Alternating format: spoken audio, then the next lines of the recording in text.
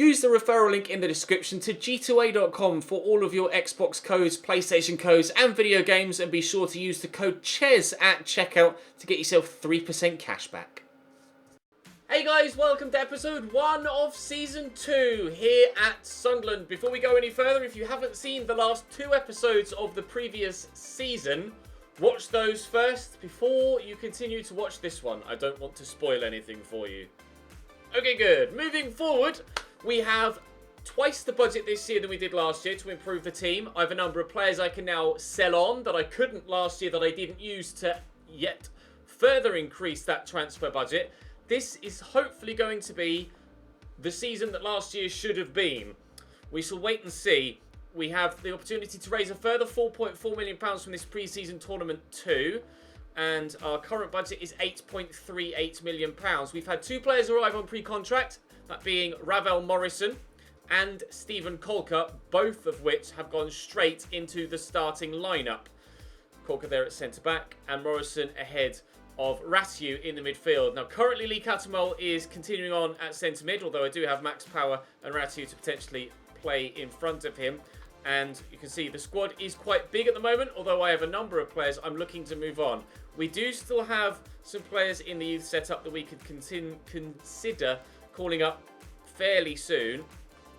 Specifically Jonathan Watson and Liam Bennett that are in the early 60s and probably be usable at this level. But we'll wait and see how they grow over the first 3 or 4 months and then potentially call them up. One thing that I'm absolutely thrilled about is that my scout report from last season that had Alfie Watson on it is still there. So I can now sign the youngster and get him up. Superb! He will be added to a training regime and fingers crossed we shall have him playing as our starting #1 goalkeeper sooner rather than later. Alfie Watson, 6'6", only 47 positioning, which sucks, but he's only 15, so he can't even be called up yet, but it's a great option. 6'6" goalkeeper, 15. Who's 6'6" at 15 years of age? Oh, we're going to train the hell out of him, and hopefully he'll become a very, very good player. Like I mentioned, a number of players on the transfer list. I'll show you them here. Told you there was a lot. Leuven's, 35 years of age, absolutely useless. He'll go. Kone was out on loan last year. That's half our budget. And like a 50% increase to our budget, a massive amount of money, wages. He'll go. McLaughlin, he's useless. He'll go. Charlie White, barely used him. He'll go. Honeyman just wasn't quite good enough. Unfortunately, just didn't cut the mustard. So, looking like he's going to leave. Ozturk, he'll go. We didn't use him. Robson, he was out on loan last year and isn't very good. We'll lose him. Quesada, he wants to go. He was okay, but he can do better now. So, he'll go. Kimpioka, useless. He'll go. And then Love and Mumba will go out on loan again. Bali Mumba has potential of 80, so hopefully he can continue to grow. And then we'll move him on. So, the main gist of this episode is to be raising as much money as possible from this pre-season tournament, and hopefully with your suggestions in the comment section from today's episode, we will be able to then go out and sign a number of new players in a number of new positions in the next episode. We shall try and counter this with 1.7. I'd accept 1.4 and up. Okay, they're not interested in playing 1.7. That's good to know. Good to know that they're not. No one's going to be, well, at least that club weren't willing to go as high as 1.7 for George Honeyman. Gives me an idea of kind of the range I can expect to be able to counter for in future. An offer for Lamine Kone, I'm inclined to accept that straight off the bat, mainly because he's already 30 years of age and I'm not going to be able to get too much more for him. I probably should have been less eager to... Oh no, is it just... Oh no, don't tell me... Okay, McLaughlin is available. Oh, it's just the Copa America. It's not got Northern Ireland involved as well. So we will be missing Lyndon Gooch, but we will still have a goalkeeper for the pre-season tournament at least. I might consider buying a goalkeeper. I did look at Bettinelli last year, but we didn't have the money to afford him. I could add him back to the transfer or to the shortlist, and we might consider signing Bettinelli this year. Do let me know what you think of that in the comments section down below. We're drawing 1-1 here after the half-hour mark. Duncan Watmore has given us a new and improved scoreline, 2-1, and 15 minutes to go. Looks like we're going to get a win from our first pre-season game. Yes, but Adam Matthews picked up a knock. Hopefully not too bad. Please don't be out for too long. Very solid and consistent performer for us. 3 weeks, that's manageable. Another transfer offer for Kona. This one from Levante, which will accept that too. £100,000 higher than the other one. Carpi have offered for Barley Mumba. We'll accept that as well. Okay, things going well enough so far. Let's actually, what I need to do is add a couple of the youngsters into training modules. So I'm going to go and do that quickly, and then we'll cut back to the transfer window. Right, moving forward, you can see that Ghent drew with Sivasspor in the first game of the tournament. So I'd like to think that if we get a draw here at the very least, then that should be us through to the knockout stages of this pre-season tournament. I don't believe we won the tournament last year. I think we lost at the semi-final stage, but we still earned a decent amount of money from the pre-season tournament. Stephen Colker's got us off to a good start, but Bahi has equalised. Defenders on the score sheet for both sides in the first half. If we can, well, like I say, a draw should be enough to guarantee us going through, but if we can just sneak a victory. Okay, oh no, Maguire equalised, thank you. We missed him in the playoffs last season, getting injured early on in the first leg, but I don't think anything would have changed in that second leg if he was still involved. Kone's gone to Levante, great news, and bids for Ozturk as well, although that is dramatically undervalued. No. I think he's only got a year left on his contract, which might mean that I'm not able to ask for too much more. I'd like to get his valuation though. I have offered... Okay, no, cheers. That was easy enough. I've offered a number of players new contracts. I still have a couple more that I need to offer new contracts to that only have a year left on their current deal.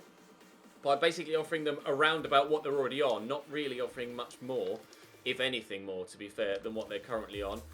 Jack Baldwin wants Kone's spot. I mean, Kone's not in my starting lineup anyway. So, right.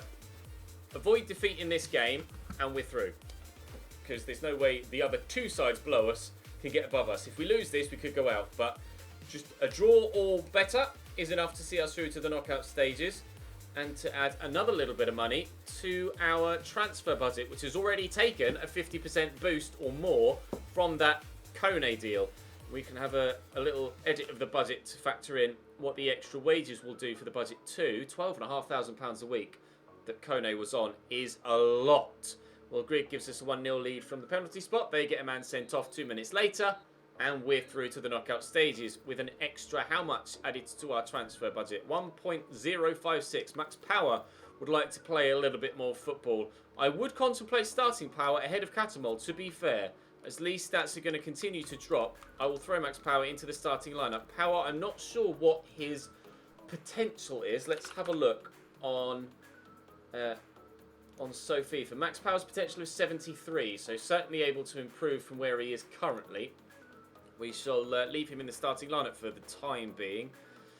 Our transfer budget now is looking very healthy indeed. Again, we'll edit that, and as you can see, it's added a massive amount to the wage budget, up another £10,000 or so. Oh, I can have a quick train, can't I? We'll do that before this game against Huesca. Transfer offer for Leuven's. I shall accept anything for him. Just get him out the door. It will take him half an hour to get through the door. He's that slow. We'll continue to train. Just trained the goalkeeper to hopefully improve him before he turns 16 and can then get called up. He's not really in a position at present to start for us, but hopefully we can sign someone sooner rather than later to come in. Ozturk sold, transfer for Robson. Again, I'll accept that. He doesn't have more than a year left on his contract, and an extra £20,000 or £30,000 isn't going to make a difference with regards to transfer fee. I will have a quick look at Bettinelli again now. Let me just search for him quickly, because we know that he's of a good enough quality to come in and be a starter right now. 4.2 million, he's on £24,000 a week though. If I could sign him and get him to take a substantial pay cut, then we might be in business for a starting goalkeeper. We might be in business. Let me try and sign him and get him to take a wage cut. I could always use McLaughlin or Casada as part of the deal as well. Be interested in either of those goalkeepers. We'll try McLaughlin first, because he's just the one that I don't like. They're not interested in McLaughlin. Offer of a player. Are you interested in Casada? they're not interested in either, then no. Okay, I shall offer a transfer fee instead then. Just a straight transfer fee. How about 3.5 million? He's not going to be their starter. Don't think he's even going to be their backup goalkeeper. 5.2. I'll offer his valuation. And they're still adamant they want 5.2. I do desperately want a new goalkeeper, and we are going to need someone of quality. And Bettinelli is going to be good enough. Bettinelli's going to be good enough to be in the first team for the next 2 seasons at least. Another season in League One and then in the Championship.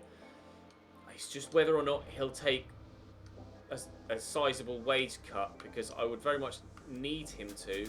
I'll counter 4. They'll ask for 1. Oh, I might counter 3 and they'll probably ask for 1 again.